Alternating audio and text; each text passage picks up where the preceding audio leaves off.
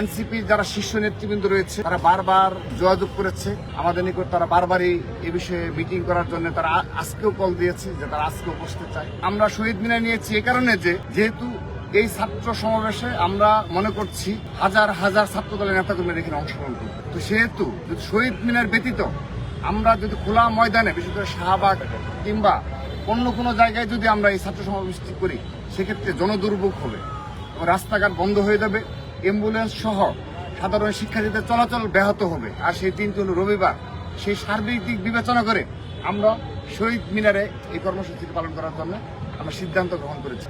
তো এখন আমরা স্বাভাবিকভাবে যেহেতু তারা বারবার আবেদন করছে, এনসিপির যে নেতৃবৃন্দ রয়েছে তারা বারবারই আমাদের অনেকবার আবেদন করেছে, তারা অনুরোধ জানিয়েছে আমরা যেন তাদের এই অনুরোধটি বিবেচনা করি। আমরা ছাত্রদল কেন্দ্রীয় সংসদকে রাতে আমরা আবারও বসবো, আমরা বসে একটা সিদ্ধান্ত গ্রহণ করব যে তাদের এই আবেদনটি বিবেচনা করা যায় কিনা।